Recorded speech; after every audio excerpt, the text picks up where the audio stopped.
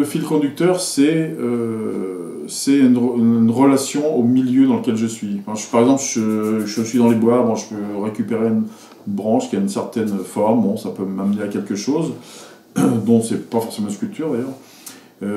J'ai eu la chance d'aller en Antarctique aussi. Bon là, quand je suis en Antarctique, je me retrouve sur la banquise, tout est blanc et c'était le moment où les manchots commençaient à partir, mais il en restait encore quelques-uns, des manchots empereurs. Et là, du coup, il y a eu une sorte de révélation pour moi de la couleur de ces animaux. Donc j'ai vu le petit trait de orange, presque son pourcentage, le pourcentage de orange, de gris, de noir et de blanc.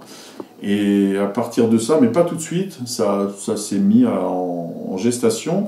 Et à partir de ça, un an après, en étant revenu depuis longtemps de ce voyage un peu long, et ben j'ai fait le drapeau pour l'Antarctique.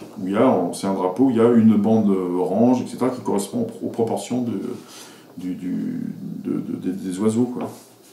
Mais oui, le fil, c'est ça. Il y a un rapport à la nature, parce que c'est un peu, si on veut, mais c'est plutôt un rapport, c'est comment on est par rapport à ce milieu-là, quoi. Si j'étais dans quelque chose de très très urbain, je pense qu'il y aurait des choses qui viendraient à ce moment-là. Ça serait ridicule de faire un travail un peu en relation à la nature si j'avais un atelier en plein cœur de Paris pendant 5 ans, quoi.